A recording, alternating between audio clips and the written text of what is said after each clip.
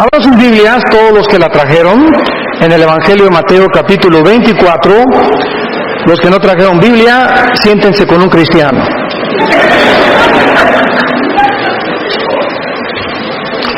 Venir a la iglesia sin Biblia es como ir a jugar fútbol sin pelota.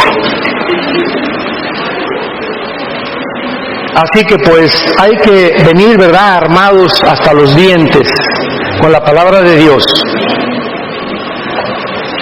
En Mateo capítulo 24, versículo 32 al 35, que va a ser la base de nuestra conferencia, vamos a sentar una base única para recordar que si alguien puede preguntar ahorita en el mundo, ¿nos encontramos en la última generación o realmente estamos muy cerca ya del próximo evento profético que se titula el arrebatamiento de la iglesia, cuando el último emperador de Rusia, Nicolás, le preguntó a un misionero cristiano: dígame usted una prueba de que Dios existe.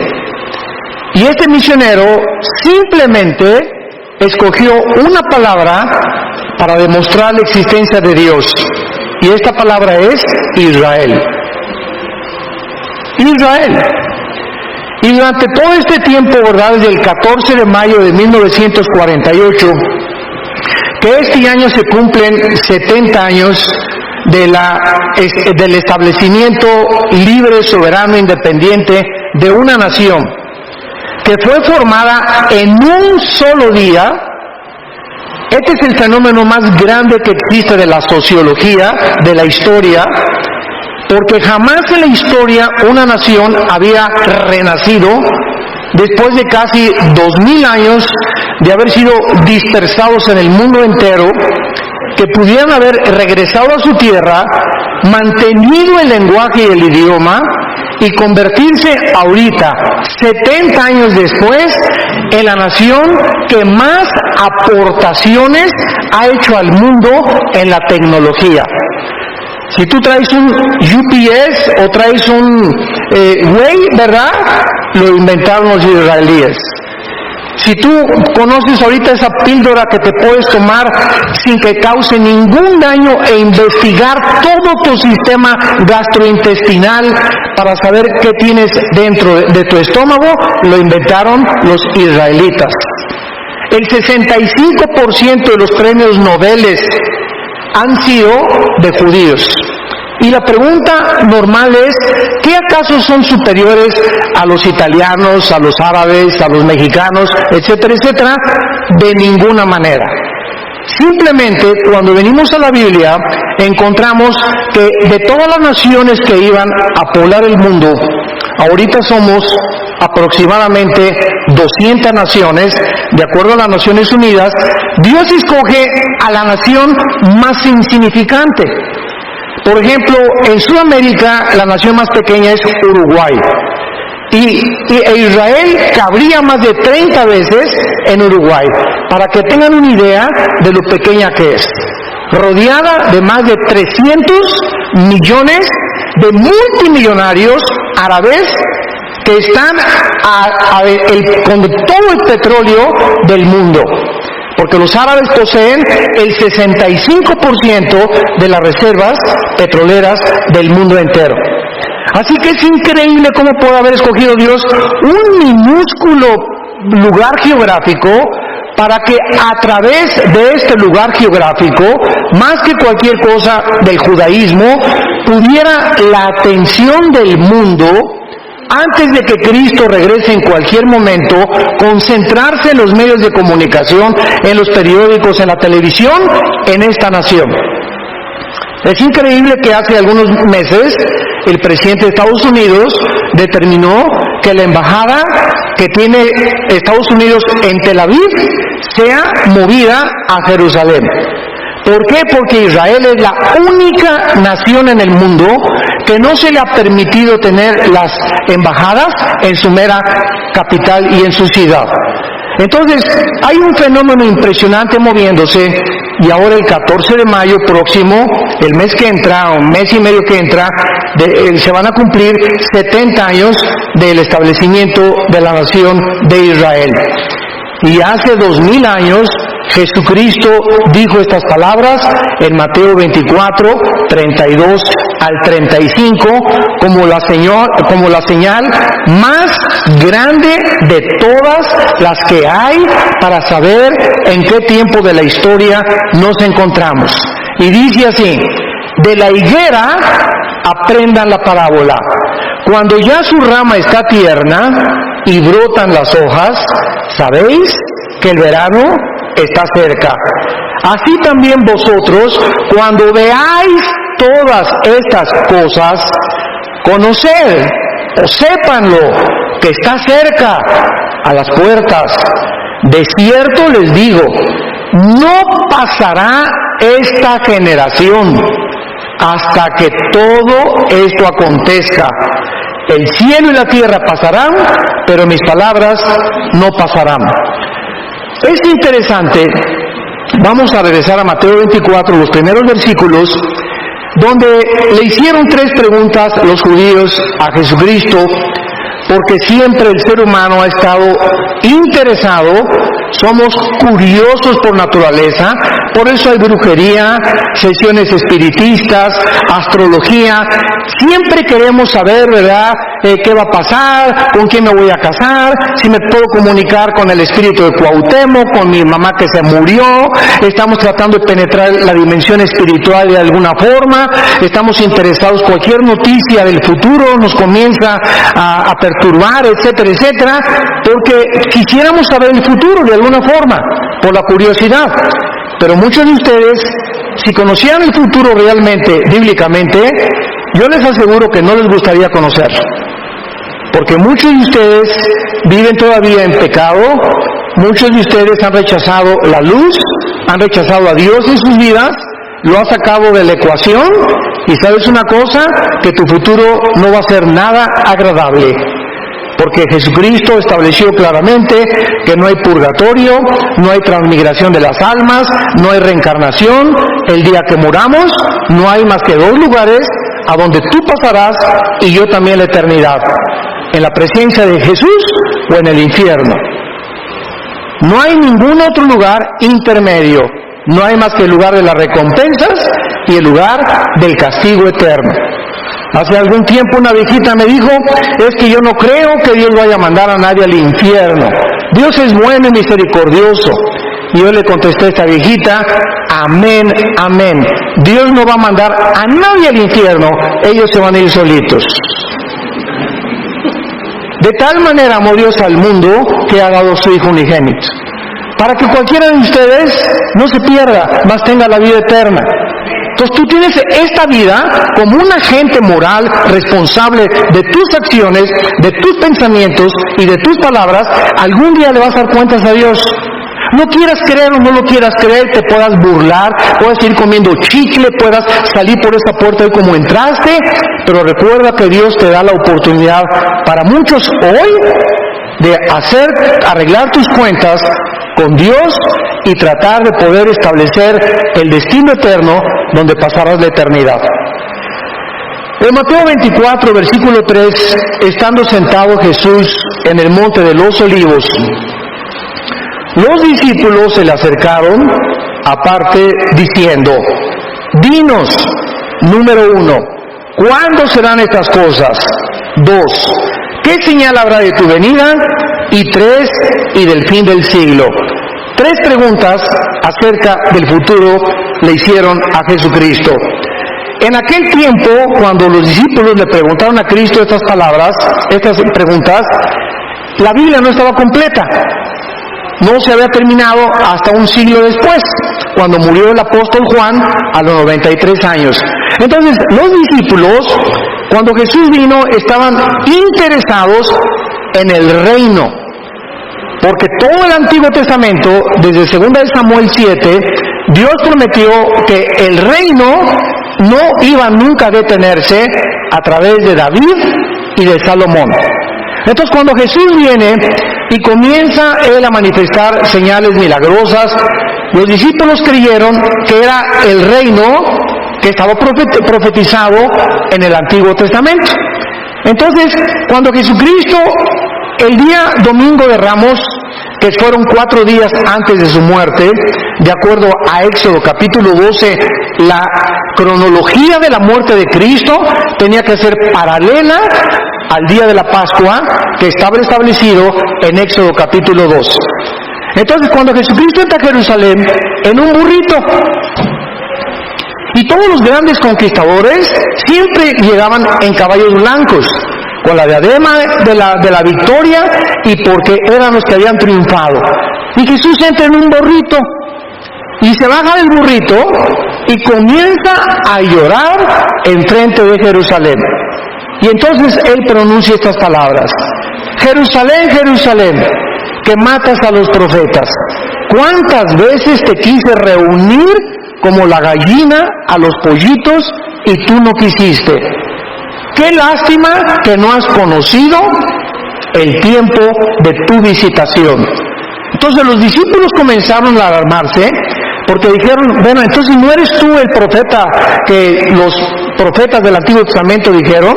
¿Que no veniste a liberarnos de Roma, del yugo de los romanos? Y cuando en el huerto de Getsemaní llega Judas con un grupo de soldados, que eran como 30 soldados, y preguntan: ¿quién es Jesús? Y él dice: yo soy. Y se van todos para atrás. Pedro saca la espada y dice: ya ven, éntrenle. A ver, éntrenle, aquí estamos junto con él. Y Pedro y los discípulos habían visto a Jesús detener el aire, detener el viento, la lluvia, resucitar a los muertos, sanar a los ciegos, sanar a los sordos, sacar demonios. Y de repente ese héroe que habían comenzado a adorar y a servir, pone sus manos así para que los romanos lo esposen y se lo lleven como un cordero directo al matadero. Todos los discípulos comienzan a preguntarse: no entendemos qué está pasando, eso no es esta persona.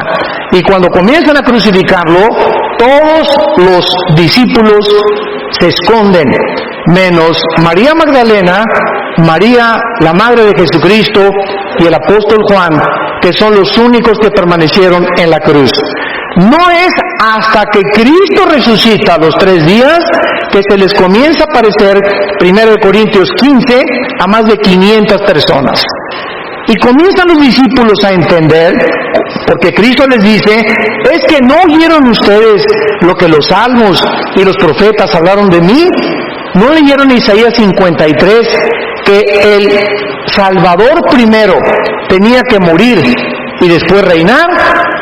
Se equivocaron en que ellos creyeron que primero tenía que reinar y después morir, y era al revés. El Salvador tenía primero que morir y después recibir la corona.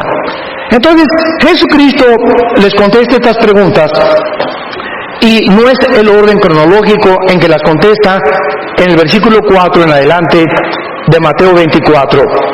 Respondiendo Jesús les dijo: miren que nadie los engañe. Número 1, Jesucristo profetiza que el engaño aumentaría de una forma impresionante en el mundo, política, religiosa, filosófica, místicamente, en todas las áreas del mundo. Vivimos un mundo lleno de mentiras.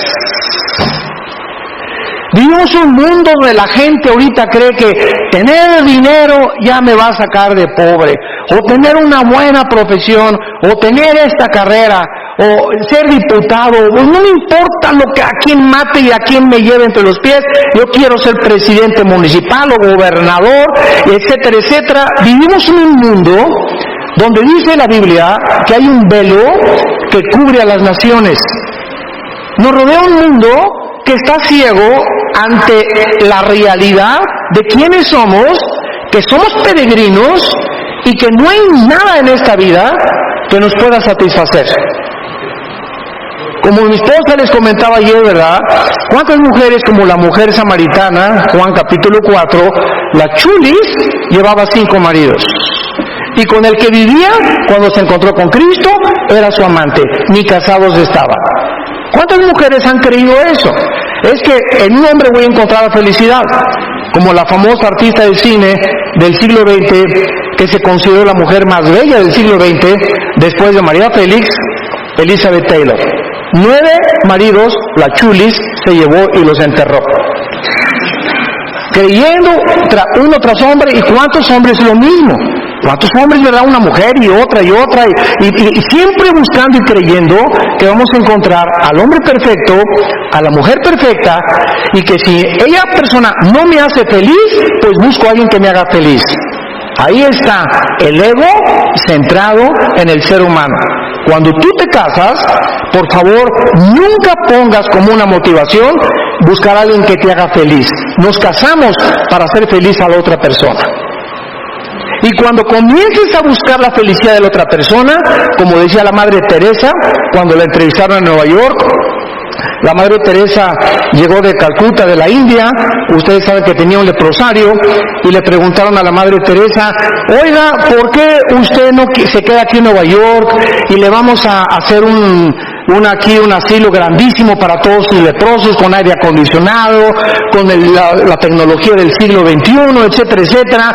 ¿Qué no busca usted comodidades y no busca usted para que puedan realmente usted feliz? Y la Madre Teresa contestó: es que gracias me regreso con mis pobres allá a la India, porque he descubierto que la felicidad no está en buscarle a los demás, sino en buscar hacer feliz a los demás. Y ella dijo estas palabras que cimbraron a las Naciones Unidas. La persona más miserable que he conocido, dijo la Madre Teresa, la persona más miserable y más podrida que he conocido, son las personas que están buscando continuamente a otras personas para que los hagan felices, que los sirvan. Y Jesucristo lo dijo 2000 años antes que ella. El siervo, el verdadero hombre, el verdadero líder, no es el que busca que lo sirvan, sino el que sirve a los demás. Y nosotros se los hemos dicho a todos los pastores en toda la vida que Dios nos ha concedido.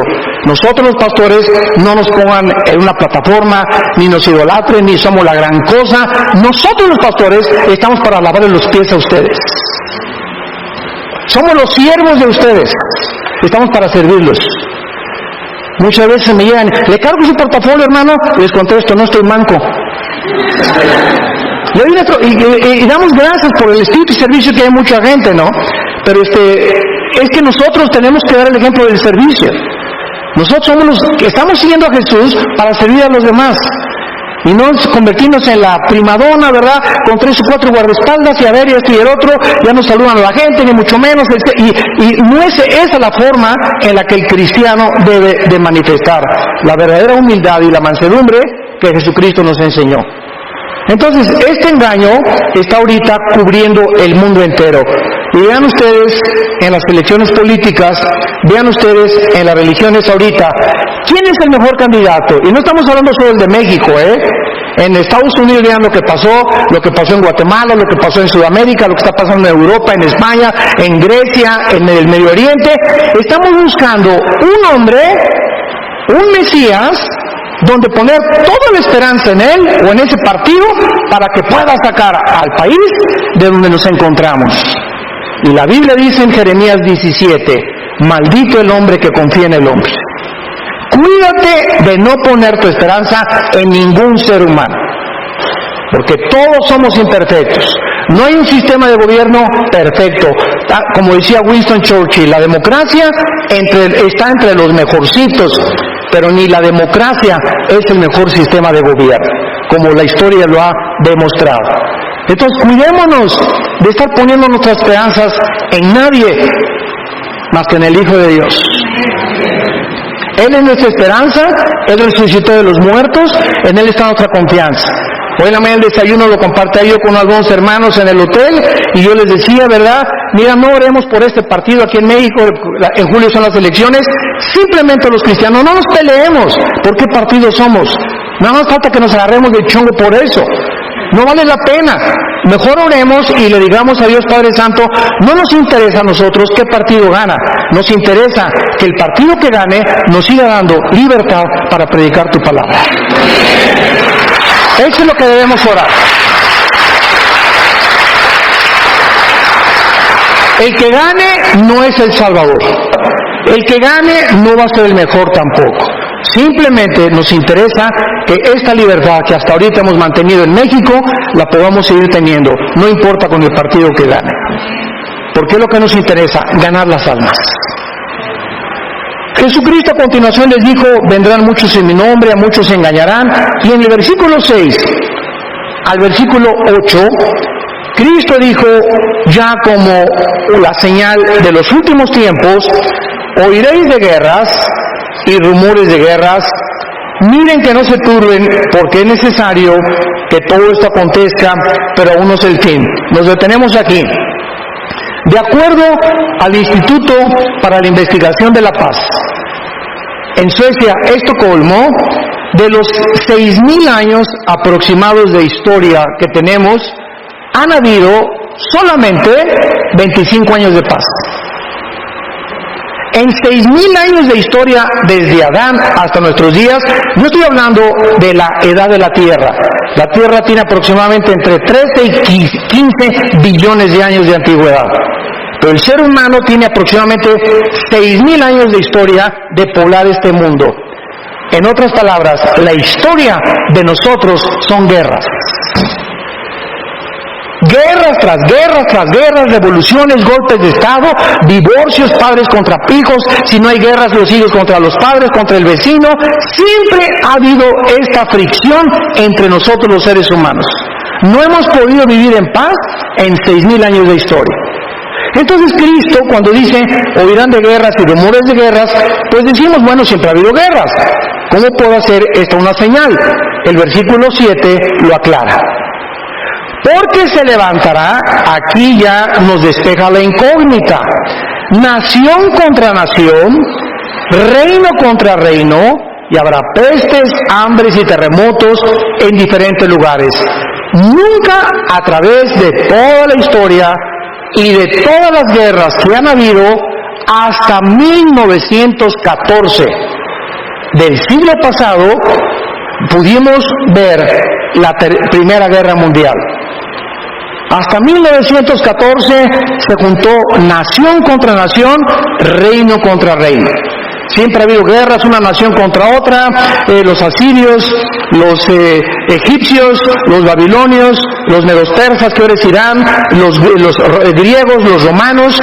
Siempre ha habido guerras. La guerra, esta es simplemente el año pasado, el siglo pasado, la guerra del Golfo Pérsico que sacaron a Kuwait en 1990, la guerra de 1973 contra Israel, la guerra de los 6 días en 1967, y así tenemos todo el siglo XX, ¿verdad?, después de las guerras mundiales, con rumores de guerras. Y ahorita nos encontramos, hoy en la mañana estaba viendo yo el CNN, las noticias, pues ya Irán amenazó a Israel que lo quiere bombardear, Trump no sabe si ir al Medio Oriente, va a mandar al vicepresidente, porque hay una amenaza de una explosión nuclear, y ahorita se están conociendo las intenciones de tu padrino Kim Jong.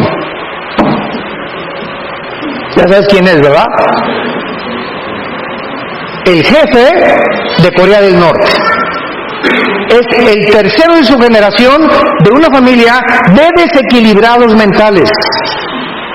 Es un muchacho de 33 años, que de alguna forma todos dicen, oye, ¿los viste que chocaron la mano Kim Jong con el presidente de Corea del Sur y ya no va a haber guerras, ya se van a desnuclearizar, ya no va a haber nada de nuclearización y van a hacer un pacto entre ellos, y todo el mundo se va con el engaño y con la finta, por el amor de Dios, Virgen del Socorro?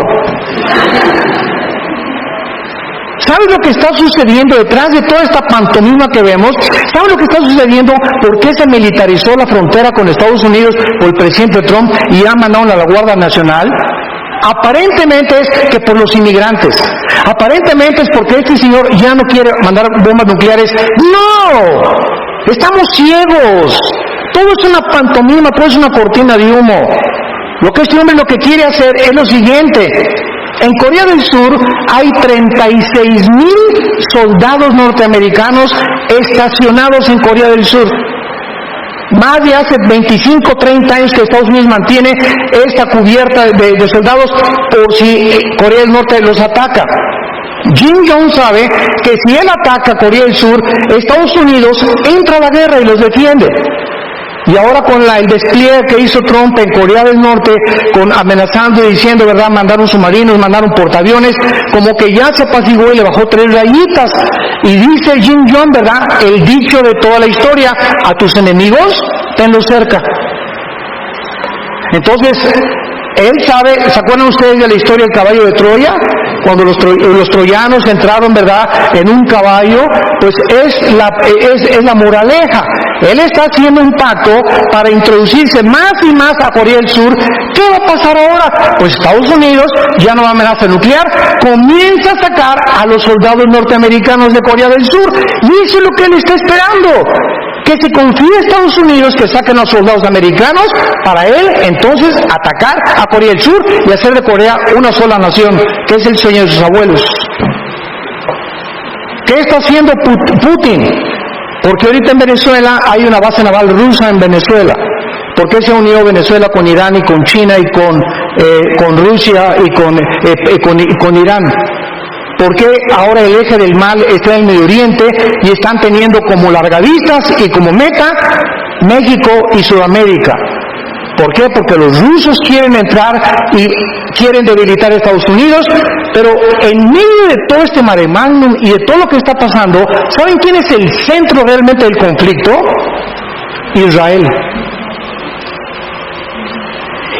Estados Unidos, desde 1945, que se constituyó en el poder más grande y en la supremacía política, económica y militar, ha defendido a Israel.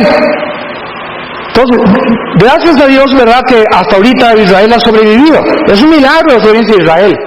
Los árabes saben que si Estados Unidos se debilita, ¿por qué creen que fue el ataque a las Torres Gemelas? No fue contra Estados Unidos. Están comenzando a debilitar a Estados Unidos, porque si Estados Unidos decae, como ya está decayendo, y el dólar está en 18, subió la gasolina ya en Estados Unidos, ahorita es un mare magnum en la Casa Blanca, etcétera, etcétera, una bola de líos por aquí y por allá. Cuando se debilita Estados Unidos, Israel queda sola. Y de acuerdo a la profecía de Zacarías, apúntalo, capítulo 12, versículos 2 y 3, y Jerusalén se va a convertir en la manzana de la discordia del mundo, y va a ser Jerusalén la razón donde se prenda la mecha de la próxima tercera guerra mundial. Entonces todo eso está enfrente de nuestros ojos. Decía un gran hombre de Dios, Dwight Pentecost: cuando vamos a un estadio y vemos que salta el América al campo y saltan las Chivas, claro que siempre gana el América, ¿verdad? Bueno, no nos peleamos por eso. Cuando saltan los dos equipos, sabemos que el partido va a comenzar. O el Barcelona y el Real Madrid, aunque siempre gana el Barcelona también. Bueno, cuando saltan los jugadores, sabemos que el partido va a comenzar. Entonces dijo este Pentecoste, este hombre de Dios, este teólogo del Seminario Teológico de Dallas, que cuando veamos a los protagonistas, que este libro, que se llama la Biblia, nos menciona que ocuparían el protagonismo y los encabezados del mundo, como son Rusia, Irán, Turquía, que se acaba hace 2 semanas de unir a Rusia y a Irán para hacer un triunvirato con las naciones musulmanas. Sabemos que el partido va a comenzar. O sea, los jugadores, los protagonistas, las naciones que hace 2500 años los profetas hebreos profetizaron que tomarían participación en la última guerra del mundo, ya están delante de nosotros.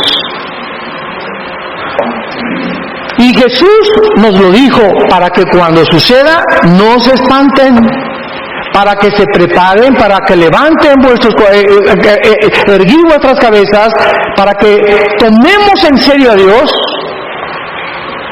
que estamos más cerca de lo que nos imaginamos y que el tiempo se nos acabó. Es hora de ganar las almas, es hora de santificarte, es hora de serle fiel a tu esposa, de serle fiel a tu esposo, es hora de que entendamos que el tesoro más grande que Dios nos ha dado es la familia. Es la familia, el tesoro más grande que Dios nos ha dado. Y las familias somos el centro y la base de la sociedad. Es hora ya de dejar de jugar a Dios y al cristiano. Es hora que tomes en cuenta a Dios y que te pongas serio con Dios. Y que seas un estudiante de la Biblia, un discípulo de Jesucristo. Y que de verdaderamente podamos entender que sin santidad nadie verá a Dios. Ahora bien, en Mateo 24 que acabamos de leer, después de todas estas señales, pestes, hambres, terremotos, de acuerdo al Instituto de Sismología en Boulder, Colorado, siempre ha habido terremotos, siempre ha habido huracanes, siempre ha habido tornados, siempre ha habido tsunamis, pero no desde 1976. Hace 35 o 40 años, que están, y más en el siglo XXI, nunca había habido tantos ataques de la naturaleza contra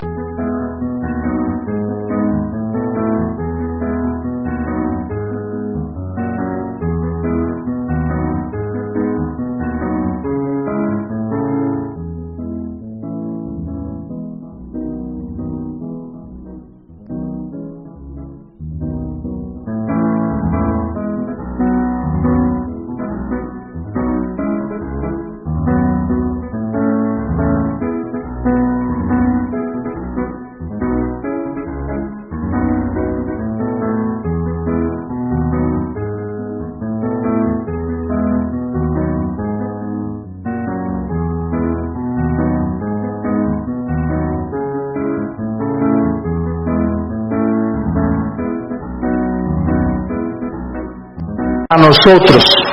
Parece que vivimos un mundo donde la naturaleza se ha vuelto nuestro enemigo. Lo voy a explicar por qué. Esto es bíblico también. Nunca ha habido los tornados que ahorita hay, nunca han convergido incendios, inundaciones, terremotos, tornados, tsunamis como en los últimos 25 años. Jamás ha habido el grado 8.5 como el que hubo en Chile hace poco, que casi mueve el eje de la Tierra, que tiene 23 grados de inclinación sobre su eje, la Tierra, que es una inclinación 23 grados y medio perfecta. La Tierra no puede moverse un grado, un menos o más, porque entonces se congelarían los polos, la vida no podría existir. Todo esto está sucediendo en un mundo donde todos están ciegos, todos a hacer dinero, mira la chava, la pornografía, a esto y el otro, el poder, la fama, el mundo está engañado completamente. Y Jesucristo dijo, como un lazo vendrá sobre la tierra y para muchos será demasiado tarde. No entendieron como en los tiempos de Noé. Veamos ahora esta famosa señal de la higuera y la importancia que tiene. En Mateo capítulo 21, en los tiempos de Cristo, todos los varones tenían que venir a Jerusalén.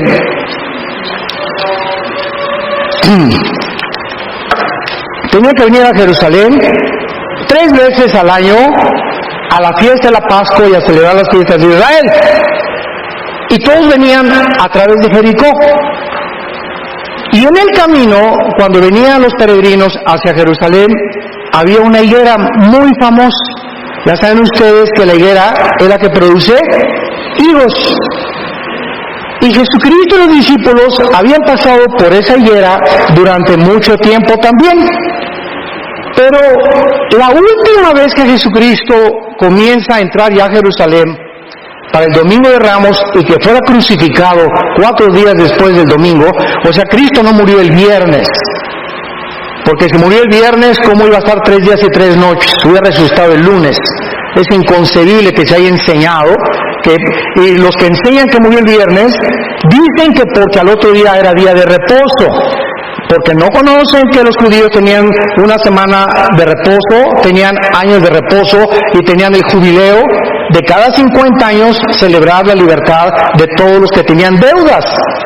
Entonces, cuando no entendemos la idiosincrasia y la geopolítica del Medio Oriente y las costumbres del Medio Oriente, no podemos comprender muchas cosas de la Biblia. Entonces la Iglesia Romana, el Vaticano, estableció que el viernes murió Cristo cuando ni siquiera eso dice la Biblia. La Biblia dice claramente en Éxodo 12 que era los 4 días del Domingo de Ramos, o sea, el jueves. Muy bien. Entonces, cuando Cristo ya llega a Jerusalén y por última vez ve a la higuera, vean lo que le dice Cristo a la higuera. Mateo 21, versículo 18. Y dice así: por la mañana, volviendo a la ciudad, o sea, a Jerusalén, tuvo hambre, y viendo una higuera cerca del camino, vino a ella, y no halló nada en ella, sino solamente hojas, y le dijo: nunca jamás nazca de ti fruto. Y luego se secó la higuera. Viendo esto, los discípulos decían maravillados: ¿cómo es que se secó enseguida la higuera? Ya Cristo le responde: de cierto les digo que si tuvieran fe y no dudares, le diría no solamente a la higuera, sino al monte: quítate y echa al mar, y será hecho, y lo que pidan en oración creyendo lo van a recibir. Muy bien. La higuera, tanto en el Antiguo como en el Nuevo Testamento, representa a Israel.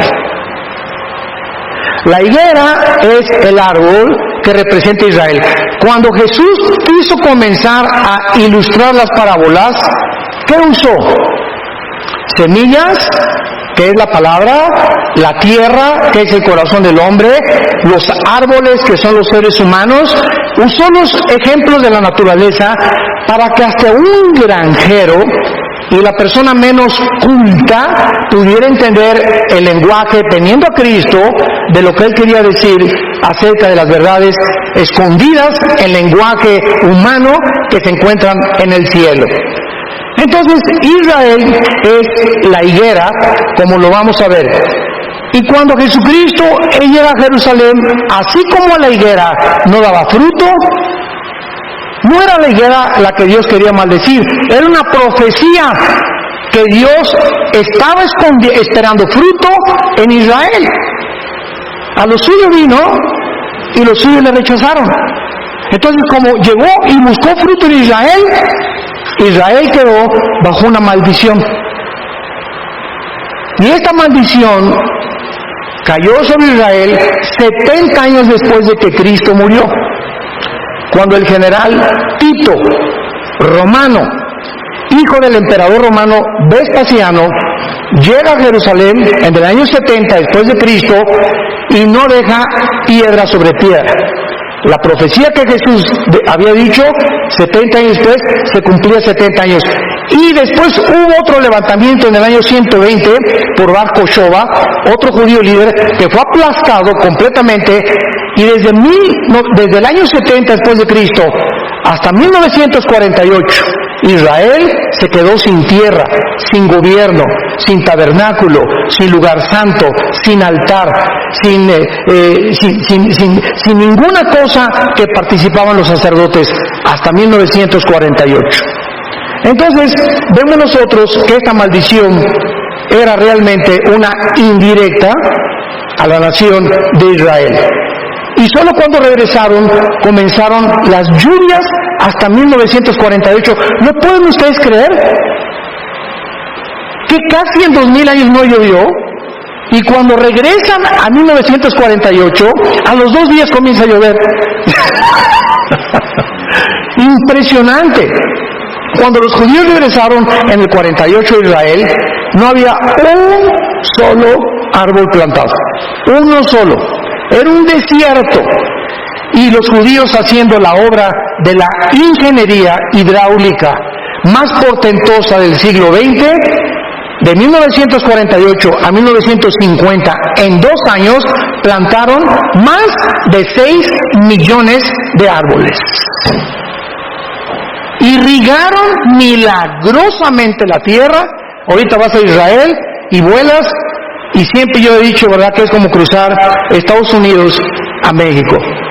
Cada vez mi esposa salimos de Estados Unidos, pasas de México a Estados Unidos en avión, y México todo seco, todo podrido, basureros, y llega a Estados Unidos todo verde, todo próspero, y entonces viene la envidia, y son los ricos, no, espérame tantito, no es por ahí.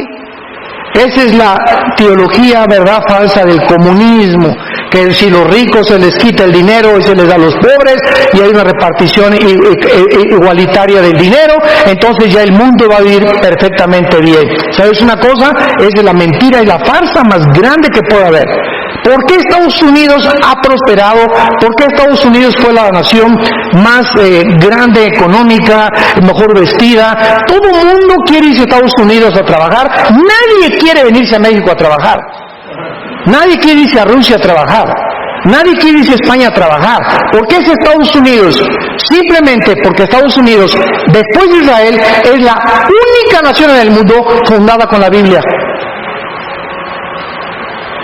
1625, los pioneros huyen de Inglaterra, perseguidos por el Vaticano, porque se convirtieron a Cristo y renuncian al catolicismo. Y fundan en 1625 en el estado de Virginia, en Rhode Island, la primera ciudad, y desde que llegan los misioneros aquí a Estados Unidos, lo único que usan es la Biblia. Y hasta este momento, en cualquier tribunal de justicia de Estados Unidos, no juran sobre el Corán, no juran sobre el Pitaka de Buda, no juran sobre el libro de los Vedas de los persas, todos juran sobre la Biblia. Esto es verdad y nada más que la verdad, y a la verdad me someto. Es el juramento que hacen todos. Y cuando ponen su mano sobre la Biblia, hay de aquellos que sean agarrados en perjurio, como agarraron al presidente Clinton cuando negó que había tenido relaciones con la muchacha esta, y casi pierde su presidencia. Entonces, ¿y aquí a México quiénes llegaron? Virgen de todas las vírgenes. Aquí a México no llegó el Evangelio, llegó, ¿verdad?, una religión nada más. Se mezclaron con los indígenas, hubo un sincretismo entre brujería, religión y paganismo. Y pasaron muchos años, hasta 1895, en el siglo XIX, los primeros misioneros que llegaron a México comenzaron a poblar Tabasco y Guerrero y los mataron. Fueron misioneros presbiterianos. Escuchen esto, y hasta 1975-80, en la República Mexicana, la clase media alta comenzó a ser ganada con el Evangelio. En 1980 tú decías soy pastor y te decían ¿dónde están tus chivos? Nadie entendía lo que es ser un pastor.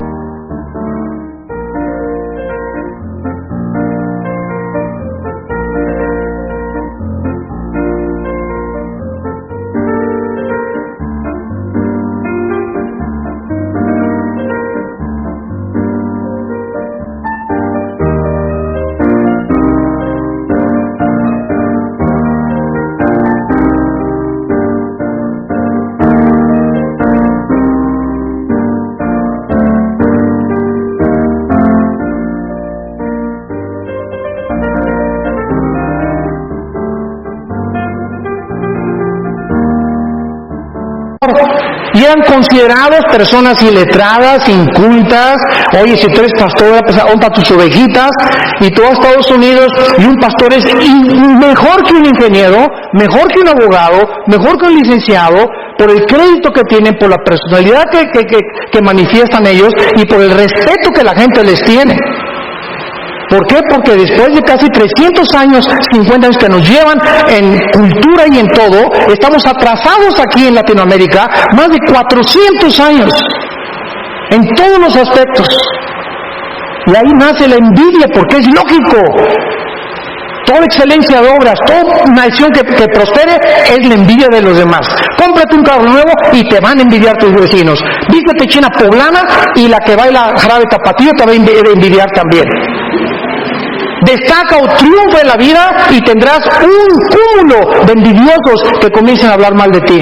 ¿Por qué? Porque no soportamos que alguien sea mejor y que alcance el éxito mejor que nosotros. Hay algo que me puso los pelos de punta hace poco cuando vi un artículo de las famosas que se consideran las muchachas más bellas del mundo, de Victoria's Secret, que es una marca para ropa de mujer. Y entonces sacaron la vida de ellas en la privacidad. Y los reporteros dijeron que es impresionante que entre estas muchachas, que son como 8 o 10, las que escogen supuestamente con las mejores caras y los mejores cuerpos del mundo, entre ellas se odian con odio jarocho. Es una envidia entre ellas mismas, quién es la más bonita, y yo soy más bonita que tú, y una le quiso poner algo en el café a la otra persona para que se durmiera y no se presentara al concurso. De la envidia que tienen entre ellas mismas, entre los artistas, entre los deportistas. ¿Cuántos odian al pobre de Messi, que es un jugador que se iba a quedar enano, que tiene autismo en 2º grado? Por eso cuando Messi entra al campo, no es como Ronaldo, ¿verdad?, que aquí papucho de papuchos, y ahora no se fija en el público, o sea, está completamente aislado. Así son los autistas, y él se enfoca en la pelota, y durante los 90 minutos del partido no pone los ojos en nadie más que en la pelota, la sigue como si fuera en tercera dimensión, la tuviera aquí cerca. Los pases que da exactamente los da, pero a la mera bota de la persona, porque se concentra nada más en la pelota. Por eso es un mago del fútbol. Y así vemos nosotros que así hay cantidad de gente. ¿Y por qué lo odian? ¿Por qué lo critican? Por la envidia. Entonces, así pasa en la vida. Tenemos que entender la naturaleza humana. Entonces, vemos que Dios nos muestra claramente que esa es la razón por la cual Israel es odiado. Quiero decirle lo siguiente, a cualquier historiador que nos visite: nunca desde el 48 Israel ha comenzado ninguna guerra. Siempre las guerras que ha habido contra Israel es porque se han defendido. Los palestinos, la última vez que les mandaron bombas a Israel, desde los hospitales y de las escuelas, pusieron los cañones para que cuando Israel contestara el fuego, ellos ante el público internacional dijeran: es que están matando a niños, cuando ellos mismos los estaban matando, y los ponían de carne de cañón para desprestigiar. Y de todas las resoluciones de las Naciones Unidas, el 65% de las resoluciones de las Naciones Unidas han sido contra la nación de Israel. Y en penúltimo lugar, ¿por qué este odio? Escuchen esto y abran sus oídos. El odio que hay ahorita contra Israel es porque Israel va a establecer el reino milenial de Jesucristo en la tierra. Ahí es donde podríamos decir, aterrizar Jesucristo. Se va a parar Jesucristo en Zacarías 14, en el mero monte de los olivos donde fue crucificado. Se va a hacer un valle de norte a sur y de oriente a occidente. Y ahí Jesucristo en Jerusalén, Dios va a bajar su trono que está ahorita a este mundo. Dios lo va a bajar, y ahí en Jerusalén será el trono de Dios durante 1000 años. Entonces el diablo, los poderes de las tinieblas, están enojadísimos, tratando de impedir que venga Jesucristo, porque el diablo, dice Apocalipsis 12, tiene los minutos contados. Entonces es lógico todo el odio que hay contra Israel, donde solo una nación lo defiende, y por eso Dios la ha bendecido.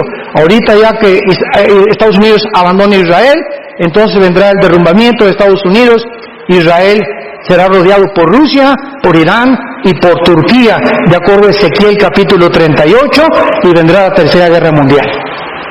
Y nos encontramos a un paso del cumplimiento de estas profecías.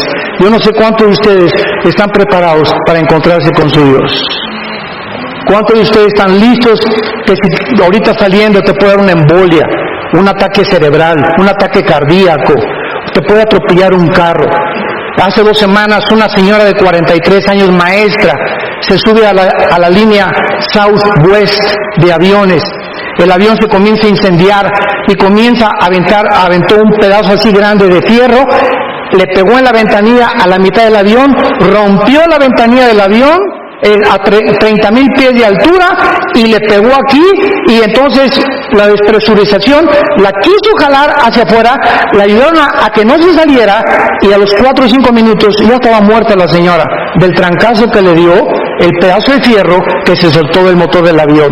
Venía de Nueva York a Dallas, tuvieron que aterrizar en Pensilvania, esa señora se subió, adiós a su esposo, nos vemos ahora que regrese. ¿Cuándo pensó esta señora que era su último viaje en este mundo? ¿Lo sabes tú? ¿Lo sabes tú? Y como no lo sabemos, prepárate para encontrarte con tu Dios. Que Dios te agarre definitivamente con Cristo en tu corazón. Que realmente puedas entregarle tu vida al Hijo de Dios, y que puedan tus hijos dejarles un legado y poder hacer algo con esta sociedad que se está pudriendo a nuestro alrededor en inmoralidad, en depravación, matrimonios gays, bueno, cosas transgénero. Estamos en un punto que Sodoma y Gomorra parece Alicia en el País de las Maravillas comparado con nuestra sociedad. Así nos encontramos. Arrepiéntanse de sus pecados. Es el mensaje de la Biblia. Ábrele tu corazón a Cristo. Hoy no endurezcas tu corazón. Dios te ha traído esta mañana para que arregles tus cuentas con Él. Lo quisieras tú hacer por la misericordia que Él tuvo desde una cruz. Inclinemos nuestra cabeza. Te damos gracias, Señor, por tu palabra, y porque nunca dejarás de hablarnos, porque nos amas. Y esta es la razón por la cual muriste en una cruz en nuestro lugar. De tal manera amó Dios al mundo que dio a su Hijo unigénito, para que cualquiera que en Él crea no se pierda, mas tenga la vida eterna. Mas Dios muestra su amor para con nosotros en que, siendo aún pecadores, Cristo muere en nuestro lugar. Él, que no conoció pecado, por nosotros se hizo pecado, para que nosotros fuéramos hechos la justicia de Dios en Él. Despreciado y desechado entre los hombres desde que Jesús nació. En un pobre pesebre nació el Creador del universo.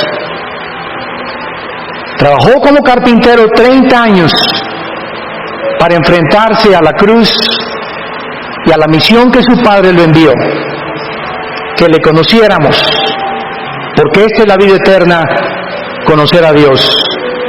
Y Jesús dijo: nadie conoce al Padre sino el Hijo, y a quien el Hijo lo quiera revelar, porque yo soy el camino, la verdad y la vida. Nadie va al Padre sin mí. Es imposible conocer a Dios sin antes conocer a su Hijo, porque es el Hijo el que ha venido a revelarnos al Padre. En esta mañana, dile a Dios con todo tu corazón. Si tú sabes en tu conciencia que no lo tienes, y que este mensaje ha redarguido, te ha convencido que estás mal delante de Dios, que eres un pecador, condenado. Si mueres, estás condenado, condenada eternamente en el infierno. Pero hay este mensaje glorioso, esta esperanza que la Biblia nos da. Dile: Señor mío y Dios mío, me arrepiento de mi vida.